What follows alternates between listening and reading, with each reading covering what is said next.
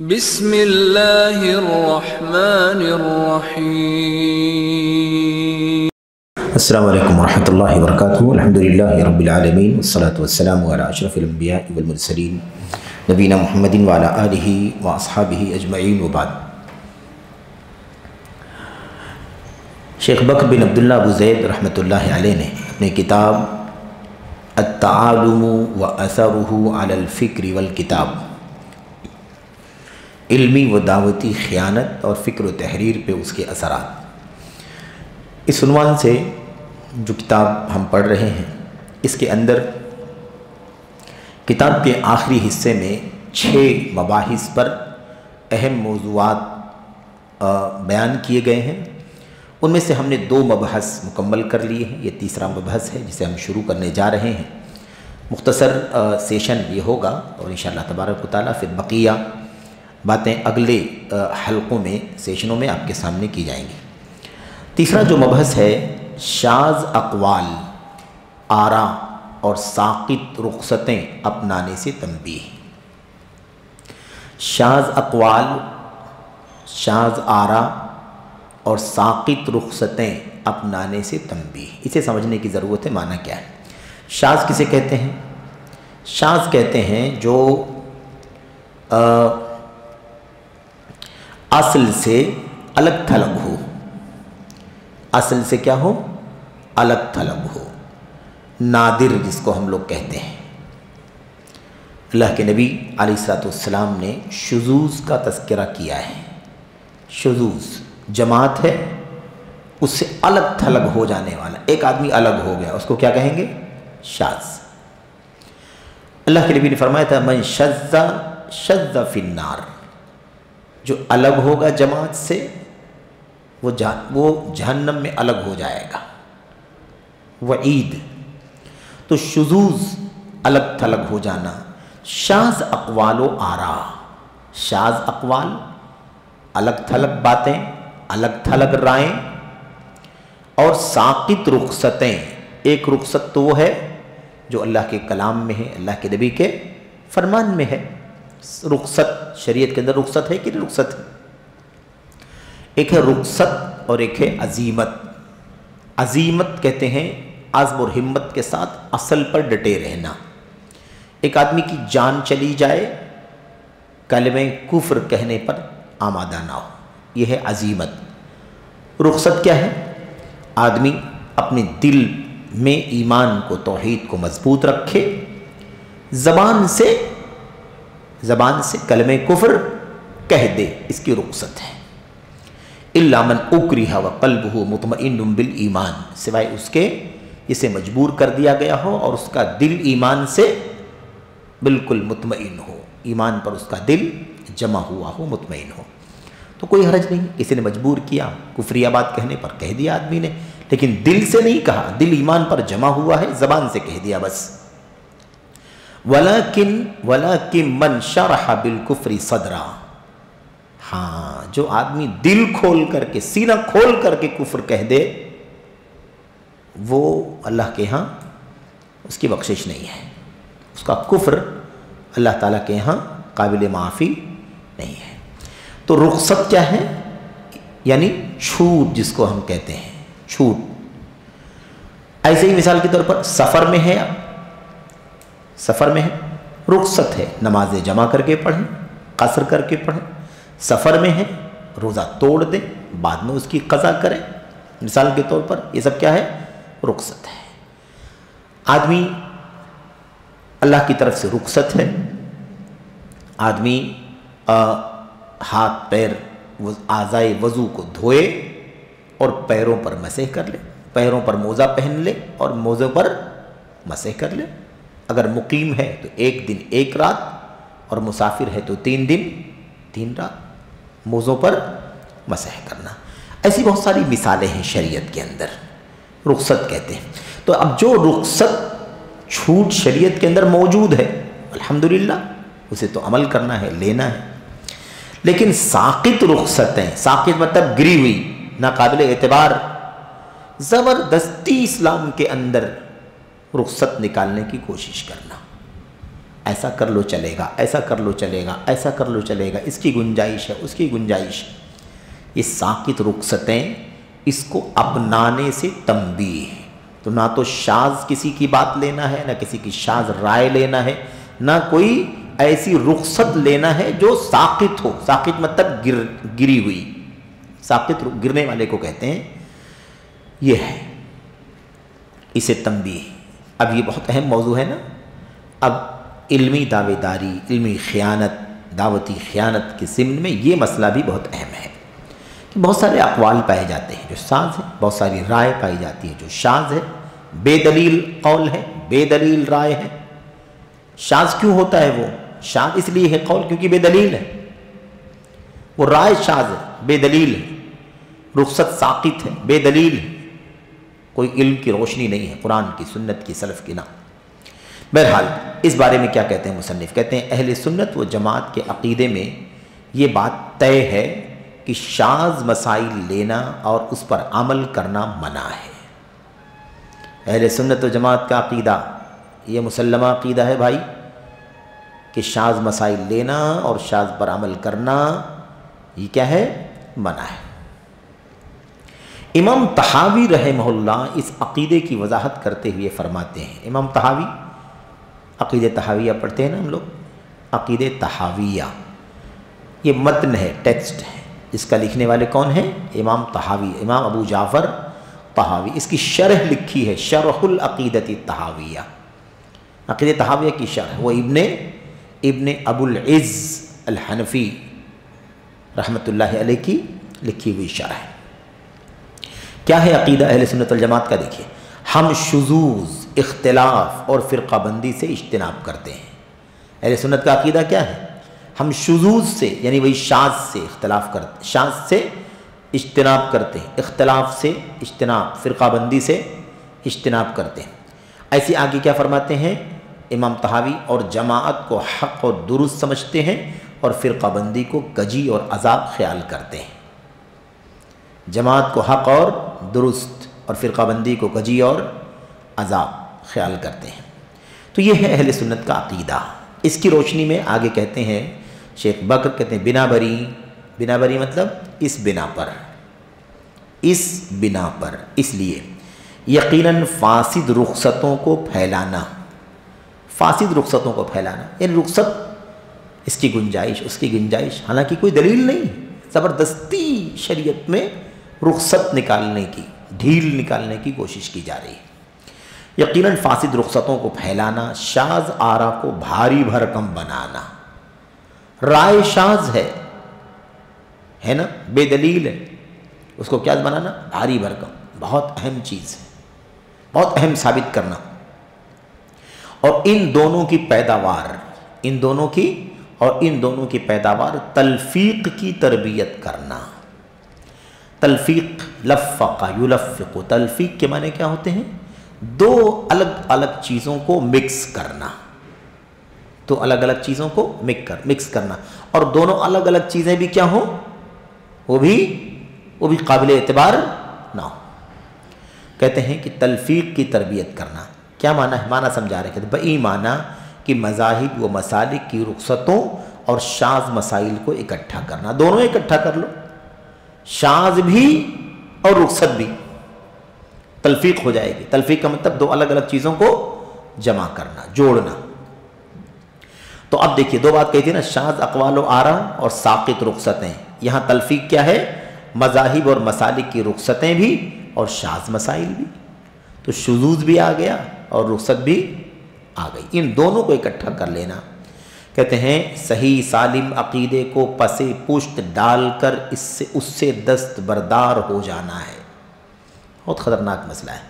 اگر ہم نے رخصتوں پر عمل کرنا شروع کر دیا، یہ فلاں مسلک میں اس کی گنجائش، فلاں مسلک میں اس کی گنجائش ہے، فلاں مسلک میں یہ بھی چلے گا، فلاں مسلک میں یہ بھی چلے گا، ایسی چیزیں ڈھونڈ کر کے اگر ہم لائیں اور سب اس کو عمل کرنا شروع کر دیں، اور کیا ہے؟ شاذ، کوئی دلیل نہیں ہے، کوئی سلف نہیں، کوئی حوالہ نہیں، کوئی ہے نا، کوئی مستند نہیں، لیکن یہ قول ہے، فلاں کا یہ قول ہے، دلیل کوئی دلیل نہیں ہے۔ تو کہتے ہیں اگر ایسا عمل کریں گے نا، شانس پر عمل کرنا، رخصتوں کی تلاش کرنا، مذاہب اور مسالک کی صحیح عقیدے کو پس پشت ڈال کر اس سے دستبردار ہو جانا ہے۔ یعنی خطرناک ہے، انسان کا عقیدہ کیا ہوگا؟ پس پشت چلا جائے گا، پیٹھ کے پیچھے چلا جائے گا، یعنی چھوٹ جائے گا۔ اور دستبردار یعنی کیا مطلب؟ ہم اس سے الگ تھلگ ہو جائیں گے، ہمارے ہاتھ سے صحیح عقیدہ نکل جائے گا۔ بہت خطرناک چیز ہے۔ کہتے ہیں بلکہ یہ دشمنوں کی چال ہے اور اسے اپنانے اور گلے لگانے والا مسلمانوں کے لیے عذاب اور مصیبت کا باعث ہوگا۔ سمجھ گئے؟ مثالیں آئیں گی تو آپ حیران ہو جائیں گے، کیسے کیسے مسائل، کیسے کیسے رخصت۔ اور آئے گی بات کی ہمارے اسلاف کہا کرتے تھے علماء، من تتبع الرخص فقد فسق، جو صرف رخصتوں کی تلاش کرے گا وہ فاسق ہو جائے گا، بدعمل ہو جائے گا۔ من تتبع الرخص فقد تزندق، جو رخصتوں کی تلاش کرتا رہے گا، کہاں سب سے سمپل اور آسان اپنے مزاج کے مطابق کہاں کون سا مسئلہ ملتا ہے، اگر آپ اسی کو ڈھونڈتے رہیں گے فقط تزندق، تو زندیق ہو جائے گا، دائرہ اسلام سے نکل جائے گا، بے دین ہو جائے گا۔ تو خطرناک مسئلہ ہے، علماء لکھتے رہے ہیں اس طرح کی تعبیرات۔ تو صاف صاف کی دیکھیے کیا کہتے ہیں، یہ دشمنوں کی چال ہے اور اسے اپنانے اور گلے لگانے والا مسلمانوں کے لیے عذاب اور مصیبت کا باعث ہوگا۔ اللہ کی قسم، نہ جانے کتنے سرکش اس فتنے کے گھونسلے میں بیٹھے ہوئے ہیں۔ شیخ بکر کیا کہتے ہیں؟ اللہ کی قسم کھا کے کہتے ہیں نہ جانے کتنے سرکش اس فتنے کے گھونسلے میں بیٹھے ہوئے ہیں، اور نہ جانے کتنے حیلہ باز اسے شریعت کے نام سے نمایاں کر رہے ہیں۔ تو فتنہ اور حیلہ، فتنہ پرور اور حیلہ کار، فتنہ پیدا کرنے والے اور حیلہ بہانہ نکالنے والے، تو کتنے سرکش ہیں جو ہے نا اس فتنے کے گھونسلے میں بیٹھے ہوئے ہیں، اور کتنے حیلہ کرنے والے ہیں جو اسے شریعت بنا کر کے پیش کر رہے ہیں، اور اسے کچھ شبہات کے دوش پر انجام دے رہے ہیں۔ یہ کام کیوں کر رہے ہیں؟ کچھ شبہات ہیں ان کے پاس جس کے کندھے پر رکھ کر کے یہ باتیں کرتے ہیں۔ دوش کے معنی کندھے کے ہوتے جانتے ہیں نا؟ تو اور کچھ شبہات کے دوش پر، یعنی کچھ شبہات کے کاندھے پر یہ کام انجام دے رہے ہیں، جنہیں وہ ظاہر کرتے ہیں یا خود ایجاد کرتے ہیں۔ یعنی وہ شبہات یا تو وہ خود ایجاد کرتے ہیں یا وہ شبہات کسی نے ایجاد کیا ہے، یہ صرف ظاہر کرتے ہیں، دونوں صورتوں میں۔ کہتے ہیں جبکہ لوگوں کے دل کمزور ہیں، لوگوں کے دل کمزور ہیں اور شبہات اچک لینے والے ہیں۔ ہمارے اسلاف، ہم لوگوں نے پڑھا نا سلف امت کے اقوال میں، سلف امت کے اقوال میں، القلوب ضعیفہ والشبہ خطافہ، دل کمزور ہیں اور شبہات تو جھپٹ لینے والے ہیں، اچک لینے والے ہیں۔ بہرحال یہ رخصتوں کا مسئلہ، یہ شاذ اقوال کا مسئلہ، شاذ آراء کا مسئلہ، اس سلسلے میں آگے کیا کہتے ہیں؟ کہتے ہیں رخصت کی اس قسم کے بارے میں۔ کون سی رخصت؟ فاسد رخصت، ساقط رخصت، رخصت کی اس قسم کے بارے میں جلیل القدر علماء نے بھی گفتگو کی ہے اور واضح کیا ہے کہ عبودیت و بندگی کے درجات میں عزیمتوں اور شرعی رخصتوں پر عمل کرنا ہے۔ یہ اللہ تعالیٰ کی عبادت اور بندگی کے لیے ہم پیدا کیے گئے، اللہ ہمارا سچا معبود حقیقی ہے، ہم اس کے عابد ہیں، غلام ہیں، بندے ہیں۔ تو عبادت اور بندگی کے جو درجات ہیں، جو لیول ہے اس میں یہ دونوں چیزیں شامل ہیں، عزیمت پر عمل کرنا اور شرعی رخصت پر عمل کرنا۔ عزیمت مطلب اصل پر عمل کرنا، اصل جو ایک دم مضبوط ہے، ٹھوس راستہ، اس پر چلنا، اور رخصت کا مطلب آسانی، چھوٹ پر عمل کرنا۔ تو درجات ہیں، دونوں جائز ہیں، لیکن شرط کیا ہے؟ وہ رخصتیں دلیلوں کے ساتھ ہوں، ساقط رخصتیں نہ ہوں۔ یہی اصل مسئلہ سمجھانا چاہتے ہیں۔ شریعت کے اندر علماء نے بات کی ہے رخصتوں کے بارے میں، عزیمتوں کے بارے میں بات کی ہے۔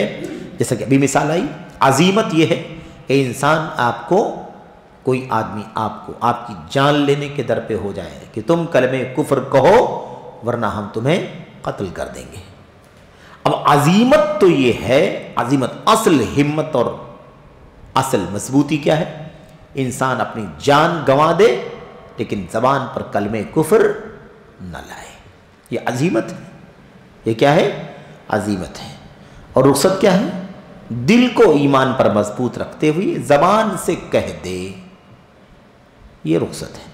تو ابھی درجات ہیں، عبادت کے درجات۔ اب اونچا درجہ کون سا ہے؟ عزیمت۔ اور اس کے بعد والا درجہ کون سا نیچا والا؟ رخصت۔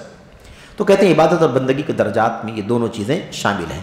کہتے ہیں رہا مسئلہ بناوٹی رخصتوں کا، جو رخصت ہے نہیں شریعت کے اندر، بناوٹی ہے، تو وہ شریعت کی مستند عزیمتوں اور رخصتوں سے الگ تھلگ ہے۔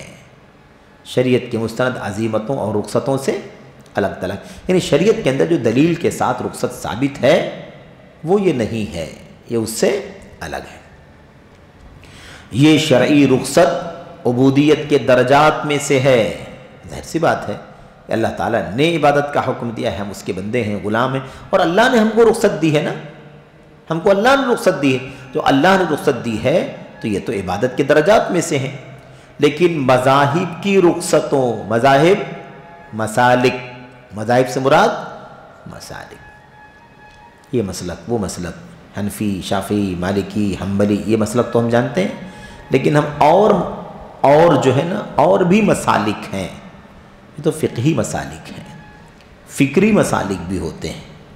فکری یعنی آدمی کی سوجھ بوجھ کے اعتبار سے، سوچ کے اعتبار سے الگ الگ راستے ہیں، خارجی، رافضی، عقلانی، سمجھ رہے ہیں، صوفی ہے نا، دنگائی، یہ سب بھی کیا ہیں؟ راستے ہیں، الگ الگ راستے ہیں۔ تو ہر ایک جو ہے اپنا اپنا راستہ، اپنے راستے سے اپنا مقصد حاصل کرنے کی کوشش کرتا ہے۔ مذاہب کی رخصتوں اور شاذ علم کی جستجو کرنا عبودیت کے نواقض میں سے ہے۔ سمجھ رہے ہیں؟ اب مذاہب کی رخصت، حنفی مسلک میں یہ رخصت ہے، ایسا بھی کیا جا سکتا ہے، شافعی مسلک میں یہ کیا جا سکتا ہے، مالکی مسلک میں یہ کیا جا سکتا ہے، حنبلی مسلک میں اس کی چھوٹ ہے، مثال کے طور پر، بطور مثال۔ تو اب مسلکوں میں جو چھوٹ ہے، جو رخصت ہے، وہ اور شاذ علم، کون سا علم؟ شاذ، جس کی کوئی دلیل نہ ہو، ایک دم ہٹا ہو، ایک دم کٹا ہوا، الگ تھلگ کوئی موقف، کوئی سٹینڈ ہو جو بے دلیل ہو۔ کہتے ہیں یہ جو مسئلہ ہے یہ کیا ہے؟ یہ تو عبودیت کے نواقض، یعنی عبودیت کو، اللہ کی عبادت کو توڑنے کا کام کرنے والی چیزیں ہیں۔ نواقض کا مطلب توڑ دینے والے، ختم کر دینے والے۔ شیخ ہروی رحمہ اللہ عبودیت کے مراتب کے ضمن میں درجہ رغبت کے بارے میں فرماتے ہیں۔ اب عبادت اور بندگی کے کئی ایک درجات ہیں، ہے نا، اس میں سے ایک درجہ کیا ہے؟ رغبت کا نام دیا۔ رغبت کس کو کہتے ہیں؟ چاہت، شوق، لگن جس کو ہم کہتے ہیں، ایک دم آمادہ ہو کر کے، شوق سے دل لگا کر کے، اس کو کہتے ہیں رغبت۔ کیا کہتے ہیں؟ یہ رغبت کا مقام انسان کو فاسد رخصتوں کی جانب رجوع کرنے سے روکتا ہے۔ رغبت کیا ہے؟ رغبت چاہت یہ کہ ہمیں اصل اللہ کا دین فالو کرنا ہے، ہمیں اللہ کی جنت چاہیے، ہمیں اللہ کی جہنم سے بچنا ہے، یعنی ایک دم رغبت اور چاہت ایگزیکٹ دین پر عمل کرنا ہے۔ کہتے ہیں یہ جو رغبت کا درجہ ہے نا عبادت میں، یہ رغبت کا درجہ انسان کو فاسد رخصتوں کی جانب لوٹنے سے روکتا ہے۔ جب اس کو اصل دین کی چاہت ہے، اصل جنت چاہت ہے نا، تھوڑی بھی سمجھوتا نہیں چاہتا ہے، تو بھلا وہ رخصت کی طرف کیوں جائے گا؟ رخصت کی طرف کیوں جائے گا؟ تو رخصتوں کی جانب رجوع کرنے سے روکتا ہے۔ امام ابن القیم رحمہ اللہ اس کی شرح کرتے ہوئے فرماتے ہیں، کس کی شرح؟ یہ جو بات ابھی آئی ہے نا، یہ جو بات ابھی آئی ہے درجہ شیخ ہروی۔ ہروی کون ہے؟ یہ شیخ ہروی جو ہیں امام ابن القیم رحمۃ اللہ علیہ کے استاذ ہیں۔ امام ابن القیم رحمۃ اللہ علیہ کے استاذ ہیں محمد بن اسماعیل الہروی، محمد بن اسماعیل الہروی۔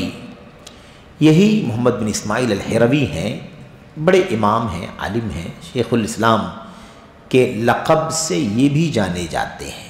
جیسے شیخ الاسلام ابن تیمیہ ان کے سب سے بڑے استاذ ہیں، ابن القیم رحمۃ اللہ علیہ کے، ایسے ہی شیخ محمد بن اسماعیل الہروی بھی استاذ ہیں، ان کو بھی شیخ الاسلام ہی کے لقب سے جانا جاتا ہے. لیکن ظاہر ہے کہ شیخ الاسلام ابن تیمیہ رحمۃ اللہ علیہ کا مقام الگ ہے. تو شیخ ہروی رحمۃ اللہ علیہ سے کسی مسئلے میں غلطی ہو گئی تھی، اس کی تفصیلات کا یہ موقع نہیں، انشاءاللہ پھر بات کریں گے کبھی.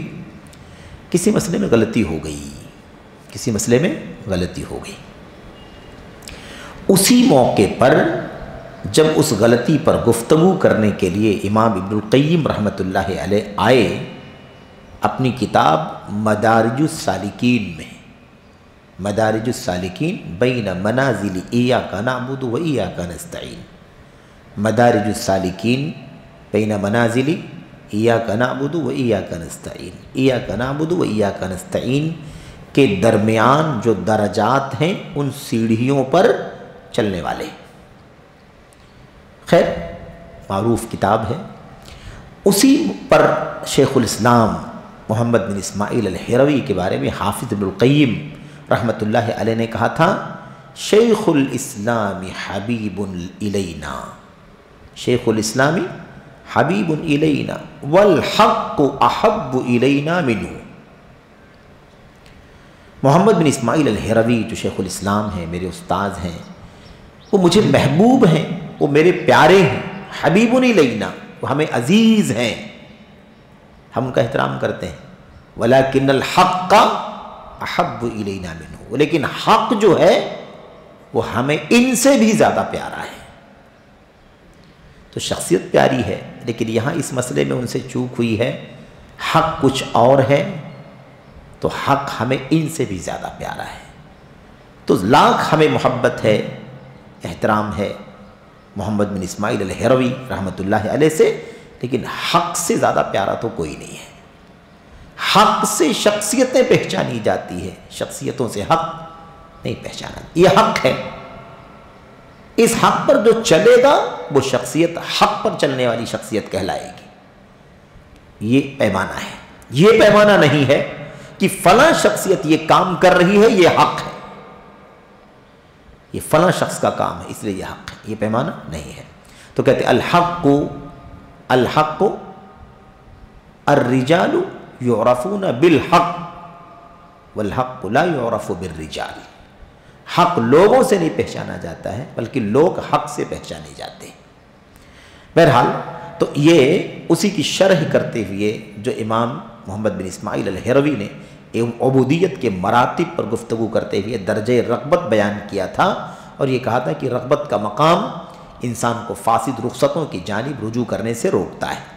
تو اسی کی تشریح کرتے ہوئے ہے نا شیخ الاسلام ابن قیم رحمۃ اللہ علیہ فرماتے ہیں اہل عزائم کا معاملہ جفاکشی اور سچائی پر مبنی ہوتا ہے. اس کے لیے اس لیے ان کا رخصتوں کی آسانی اپنانا پسپائی اور نکما پن ہے. اہل عزائم کیا مطلب؟ اونچے حوصلے، اونچی ہمت والے جو لوگ ہوتے ہیں، عزم اور ہمت اور حوصلے والے جو لوگ ہوتے ہیں نا، ان کا معاملہ کس پر ڈیپینڈ ہوتا ہے؟ ان کے ہاں جفاکشی، محنت کرنے والے ہوتے ہیں. جن کے عزم، جس کی ہمت اونچی ہے، وہ کیا کرتا ہے؟ وہ محنت کرتا ہے اور سچا ہوتا ہے. اس لیے ایسے لوگوں کا رخصتوں کی آسانی اپنانا پسپائی اور نکما پن ہے. جب ایک آدمی اتنی ہمت والا ہے، اتنے حوصلے والا ہے کہ اس کو کیا چاہیے؟ عزم چاہیے، عزیمت چاہیے.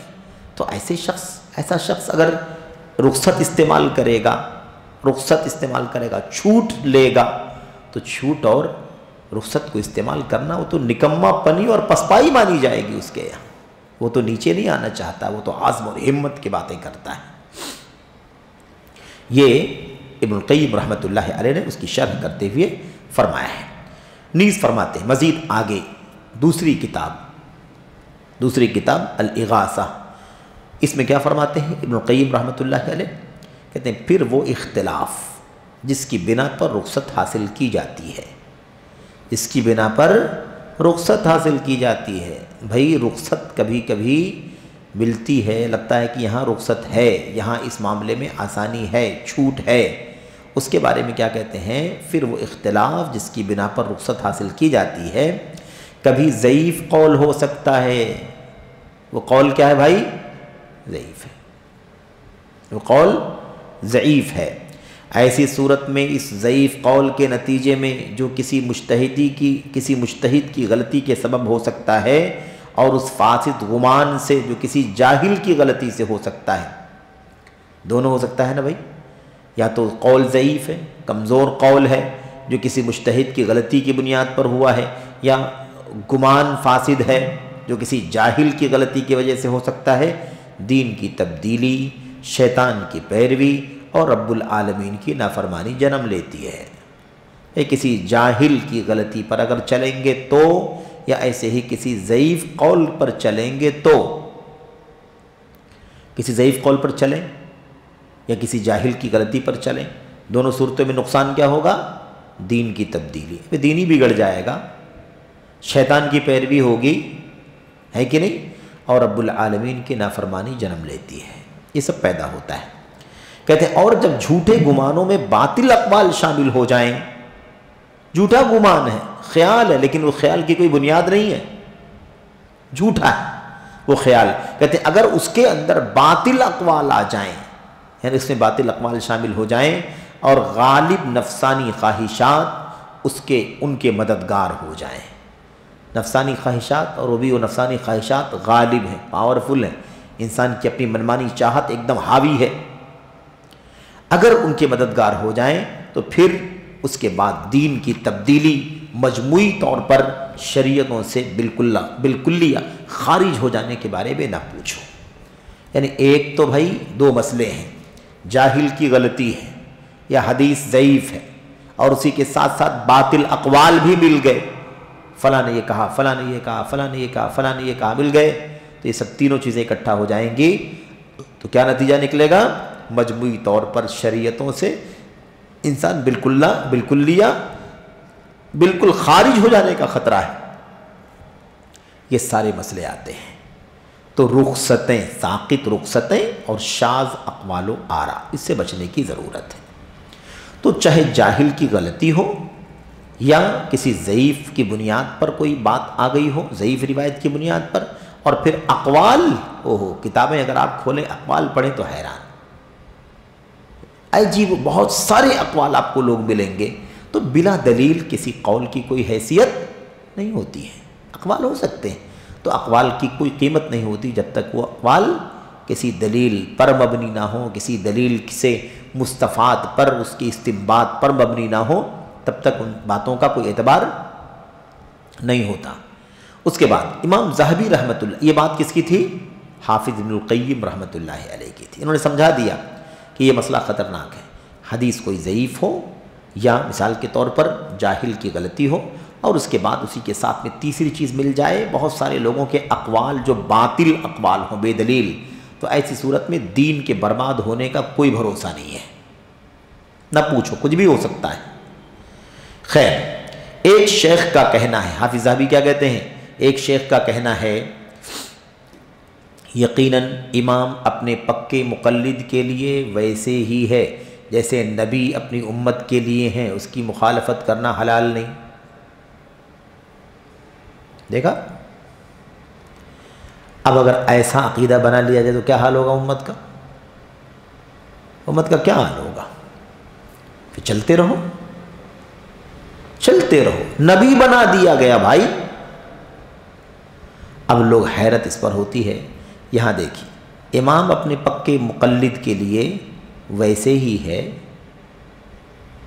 مقلد اپنے مقلد کے لیے، مقلد اپنے مقلد کے لیے، جس کی تقلید کی جاتی ہے وہ امام عالم اپنی تقلید کرنے والے کے لیے کیسا ہے؟ جیسے نبی اپنی امت کے لیے، اس کی مخالفت کرنا حلال نہیں۔ اب اس کو کیا کہتے ہیں؟ اس کو کہتے ہیں تقلید اعمیٰ، اندھی تقلید، اندھی تقلید، شخصی تقلید، اور جس کو تقلید جامد کہتے ہیں، اور یہ اس سے کئی گنا آگے ہے، اس میں باقاعدہ ایک امام کو نبی کے درجے میں کھڑا کیا جا رہا ہے۔ اب اسی کو ہمارے علماء کہتے ہیں کہ یہ نبوت اور رسالت کے منصب میں شرک ہے کہ نہیں شرک ہے، تو لوگ چڑ جاتے ہیں۔ یہ شرک پھر رسالت، کوئی بھی دنیا میں اس بات کا حقدار نہیں ہے کہ اس کی ہر بات کو آنکھ بند کر کے مان لیا جائے، سوائے ہمارے اور آپ کے نبی، آخری نبی محمد الرسول اللہ صلی اللہ علیہ وسلم۔ عربی موسیٰ علیہ السلام بھی نہیں، عیسیٰ علیہ السلام بھی نہیں، کوئی اور نہیں۔ ہمارا موسیٰ اور عیسیٰ علیہ السلام پر، دیگر انبیاء پر یقین کیسا ہے؟ مجمل ایمان کہ اللہ کے سچے نبی ہیں، پیغمبر ہیں، اور جو بھی باتیں آئی ہوئی ہیں ہم اس کو مانتے ہیں۔ لیکن کیا موسیٰ علیہ السلام کی شریعت میں جو حلال حرام تھا وہ ہم فالو کریں گے؟ عیسیٰ علیہ السلام کی شریعت میں جو کچھ حلال تھا، حرام، عبادات، نکاح، طلاق، کاروبار، کیا ہم اس کو فالو کریں؟ نہیں کریں گے، ہم اس کی پابندی نہیں ہے۔ اور کوئی پابند ہونا چاہتا ہے، پابند ہونا ضروری سمجھتا ہے، تو وہ خود اپنے دین کی فکر کرے کیا کہتا ہے۔ تو اب اگر مثال کے طور پر کوئی امام کو نبی جیسا ثابت کرے کہ نبی کی مخالفت جیسے حرام ہے، ایسے امام کی تقلید بھی واجب ہے، اس کی مخالفت کرنا حرام ہے۔ ایسے میں آپ کو خوشخبری دیتا ہوں کہ آخری فصل غالباً یا آخر سے پہلے والے مبحث میں اس مسئلے پر تفصیل سے گفتگو آ رہی ہے، تقلید کے مسئلے پر، کس کس مسلک کے کس کس امام نے کیسے کیسے تقلید کا راستہ دکھایا ہے، اس پر بھی مصنف نے گفتگو کی ہے۔ بعض علماء ائمہ اپنے علم، اپنی مقام، اپنی جلالت شان کے باوجود بھی اس دلدل میں پھنس گئے اور تقلید کی دعوت دی، تقلید کی ترغیب دی، تقلید کی طرف لوگوں کو آمادہ کیا۔ بہرحال تو اب ہم کیا کہتے ہیں؟ بھئی تقلید شرک ہے، تقلید حرام ہے۔ اب اس کو کون نہیں کہے گا کہ نبوت اور رسالت میں تم نے امام کو برابر قرار دیا؟ تو عقیدے کا کتنا خطرناک مسئلہ ہے۔ لیکن افسوس تو اس پر ہے کہ آج بھی ایک سے ایک مفتی ہیں جو تقلید پر اجماع ثابت کرنے کی کوشش میں لگے ہوئے ہیں۔ ائمہ اربعہ کی تقلید پر اجماع ہے، لا حول ولا قوت الا باللہ، العیاذ باللہ۔ بھلا دنیا میں کون ہے جس کو یہ حق پہنچتا ہو کہ وہ نبی کریم صلی اللہ علیہ وسلم کی اتباع سے باہر نکلے؟ کسی غیر نبی کی اتباع کرنا، اس کے لیے ماننا، بے دلیل بات ماننا واجب ہو جائے، اس پر اجماع ہو جائے، اس کی کیا دلیل ہو سکتی ہے؟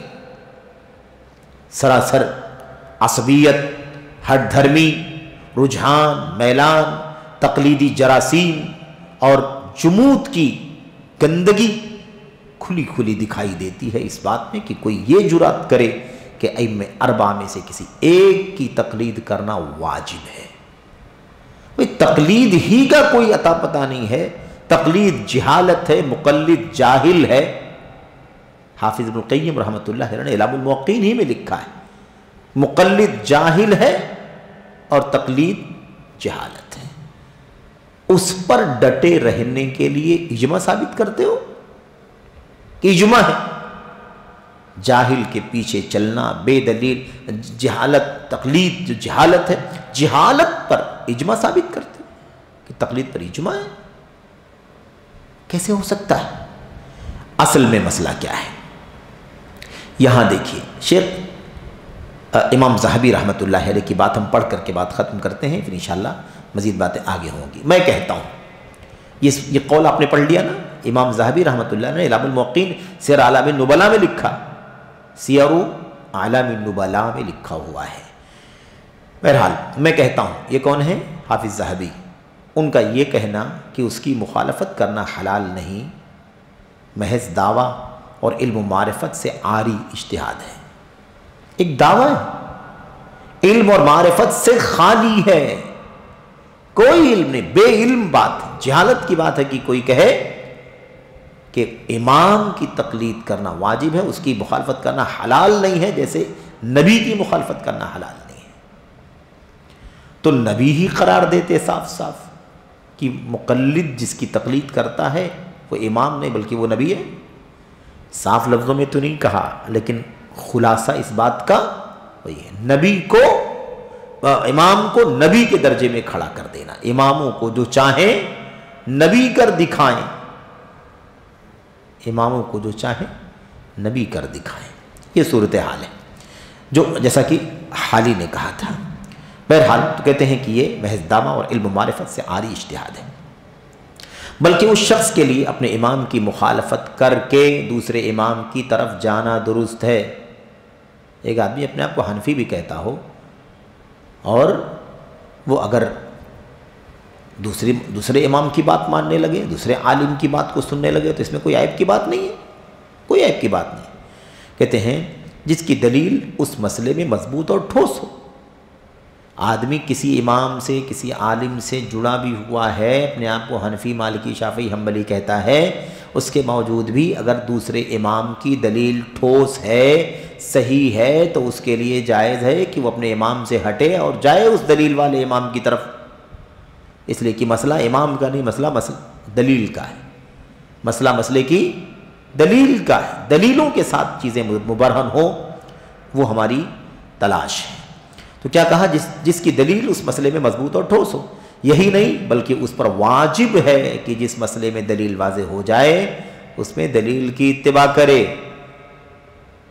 उसमें दलील की इत्तिबा करे।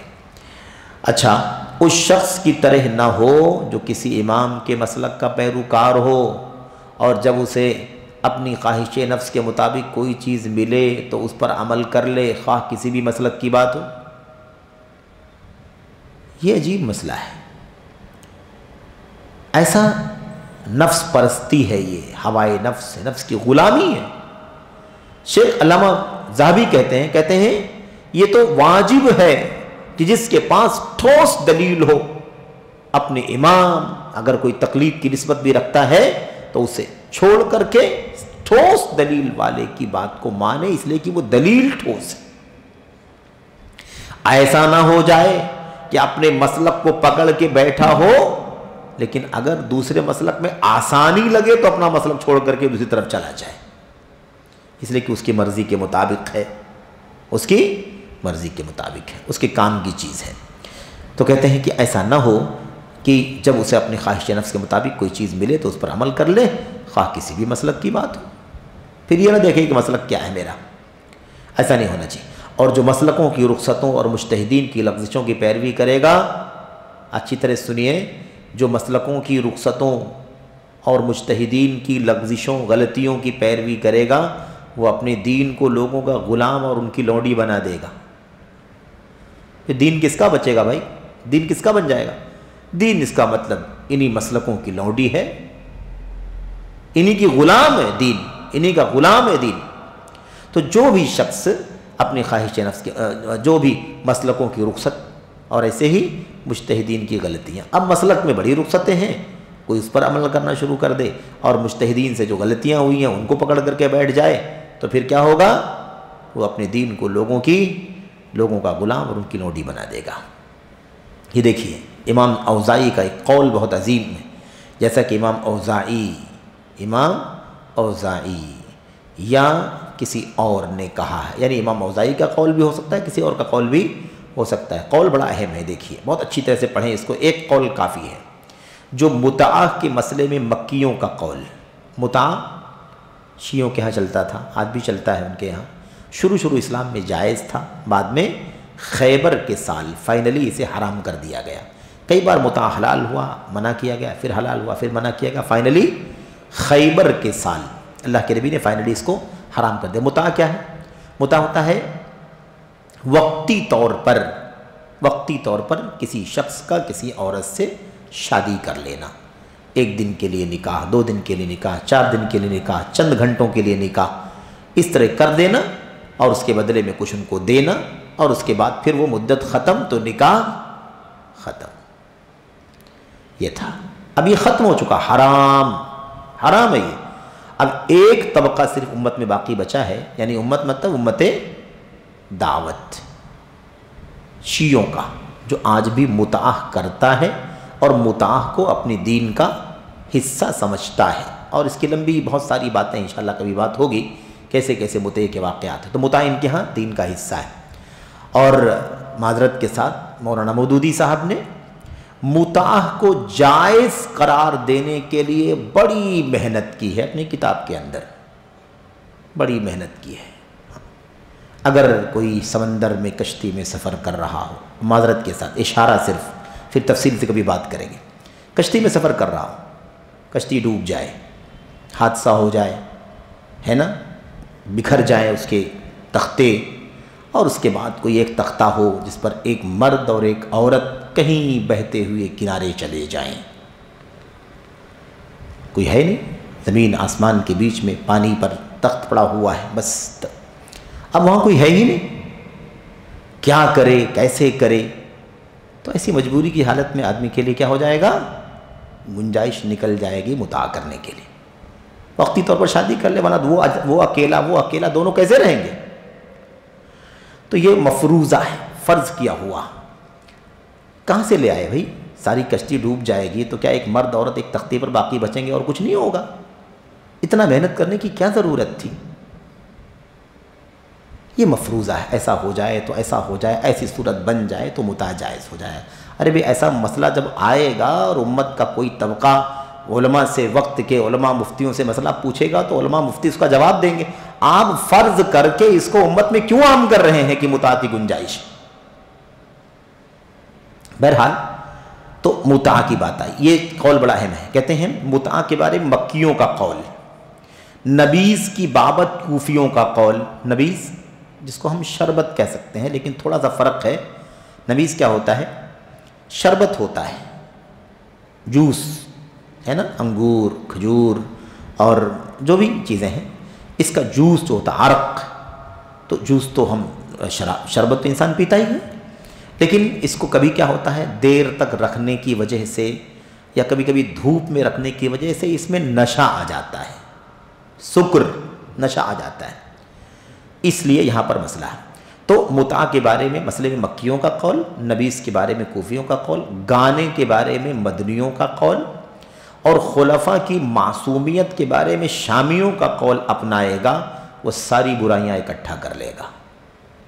یہاں اس کی رخصت ہے، وہاں اس کی رخصت ہے، وہاں اس کی رخصت ہے، وہاں اس کو آسانی ہے. اب اس کی تمام لوگوں کی آسانیاں اکٹھا کرے گا تو ساری برائیاں اکٹھا کر لے گا. امام اوزاعی نے اس وقت یہ بات کہی، سمجھ رہے ہیں؟ تو آج اگر ہم اس مسئلے پر غور کریں تو بات سمجھ میں آ سکتی ہے کہ رخصتوں کی تلاش کرنا کتنا خطرناک ہے. اسی طرح جو سودی کاروبار کے سلسلے میں حیلہ سازی کرنے والوں، جو کہتے ہیں اسی طرح جو سودی کاروباروں کے سلسلے میں حیلہ سازی کرنے والوں کی بات، یہ مسئلہ ہے کہ نہیں؟ کہتے ہیں سودی کاروباروں کے سلسلے میں حیلہ سازی. آج کل لوگ سودی کاروبار کرتے ہیں اور اس کے لیے حیلہ نکالتے ہیں. بعض سال لوگ مجبوری ثابت کرتے ہیں. حیلہ ہے وہ سود، لیکن اس کو سود نہیں، پروفٹ کہتے ہیں، اس کو منافع کہتے ہیں. تو کہتے ہیں جو لوگ سودی کاروباروں کے سلسلے میں حیلہ سازی کرنے والوں کی بات اور طلاق اور حلالہ کے بارے میں توسع اور گنجائش نکالنے والوں کی بات اور ان جیسی دیگر باتوں کو اپنائے گا، وہ بے دینی کا شکار ہو جائے گا. ہم اللہ تعالیٰ سے عافیت اور توفیق کا سوال کرتے ہیں. سچ بات، رخصتیں آپ حاصل کرو گے تو طبقہ کہتا ہے ہندوستان میں یہاں کہاں سود کی حرام ہونے کی بات کرتے ہیں آپ؟ کہ اسلامی ملک تھوڑی نا کہ سود حرام ہے. اس کا مطلب یہ نکلا کہ اسلامی ملک تھوڑی ہے نا کہ یہاں نماز پڑھیں، اسلامی ملک تھوڑی نا کہ کلمے اور توحید پر قائم رہیں. کسی علاقے سے کیا لینا دینا ہے؟ دین حق جہاں بھی ہم رہیں گے جتنا ممکن ہوگا اس پر عمل کریں گے. تو اس کے علاقے سے، بستی سے اور قوم سے، وطن سے، اسلامی، غیر اسلامی، حرب، اسلام، اس سے کوئی فرق نہیں پڑتا. اتقوا اللہ ما استطعتم، جتنا تمہارے بس میں اللہ تعالیٰ پر، اللہ سے ڈرو. بہرحال کہتے ہیں کہ بلکہ طالب علم کی ذمہ داری یہ ہے کہ پہلے فقہ کی کوئی کتاب پڑھے، جب اسے ازبر کر لے تو بحث و تحقیق کرے اور شروح کا مطالعہ کرے، شرحوں کا مطالعہ کرے. اب اگر وہ ذہین و فطین اور فطری طور پر بات کا مقصود سمجھنے والا اور استنباط کا اہل ہو اور ائمہ کی دلیلوں کو سمجھ سکے تو وہ اپنے دین اور آبرو کی حفاظت کر لے گا. اور معصوم وہی ہے جسے اللہ تعالیٰ لغزش اور سوء فہم سے بچا لے۔ تو یہ چیز ہے۔ طریقہ کیا ہے پڑھنے کا؟ فقہ کی کوئی کتاب پڑھے، اسے اچھی طرح سے سمجھے، بائی ہارٹ کرے، اور اس کے بعد بحث و تحقیق کرے، شروع کا بھی مطالعہ کرے کہ معنی کیا ہے، اور ایسے ہی اب اگر کہتے ہیں اتنا پڑھنے کے بعد اگر وہ ذہین فتین ہوگا اور فطری طور پر بات سمجھنے کا ملکہ اور نتیجہ نکالنے کا، استنباط کرنے کا اللہ نے اسے مقام دیا ہوگا، اہلیت دی ہوگی، تو وہ ائمہ کی دلیلوں کو سمجھ سکے گا، تو ایسی صورت میں اپنے دین اور آبرو کی حفاظت کر لے جائے گا، اپنا دین بچا لے جائے گا۔ اور معصوم تو وہی ہے جسے اللہ تعالیٰ بچا لے۔ کہتے ہیں میں خود اس کام سے آگاہی سے پہلے جو بات کہتا تھا اسی جانب میری رہنمائی بھی کی جاتی تھی، چنانچہ جو بات دل میں آتی تھی وہی حقیقت میں بھی رہا کرتی تھی، لہذا اللہ کی توفیق ارزانی پر تمام تعریفیں اسی کے لیے سزاوار ہیں۔ یہ علامہ بکر بن عبداللہ ابو زید فرماتے ہیں۔ تو خلاصہ کلام کیا نکلا کہ اللہ تبارک و تعالیٰ کی طرف سے مدد ہو، آدمی علم حاصل کرے، فقہ کی چھوٹی کتاب پڑھے، پھر اس کے بعد اسے اچھی طرح سے ازبر کرے، پھر اس کے بعد اس کی شرح اور اس کے معنی پر غور کرے، اور پھر اس کے بعد ان دلیلوں سے استنباط کرے، مسائل کو نکالے۔ اگر اس کی طاقت صلاحیت اللہ نے دی ہوگی تو انشاءاللہ تبارک و تعالیٰ اللہ کے دین پر چلے گا، پھر یہ نوبت نہیں آئے گی اس کی رخصت اس کی رخصت، ادھر سے شاذ قول ادھر سے شاذ رائے، اس پر عمل کرو، اس کی نوبت نہیں آئے گی۔ بہرحال تو یہ چند باتیں تھیں، انشاءاللہ تبارک و تعالیٰ بقیہ باتیں اگلے حلقے میں آئندہ ہوں گی۔ اللہ سے دعا ہے کہ اللہ تعالیٰ نے اور آپ کو یہ باتیں سمجھنے کی اور اس کے مطابق عمل کرنے کی توفیق عطا فرمائے۔ آمین رب العالمین۔ وصلی اللہ وسلم وبارک علی نبینا محمد وعلی آلہ وصحبہ اجمعین۔ السلام علیکم ورحمۃ اللہ وبرکاتہ۔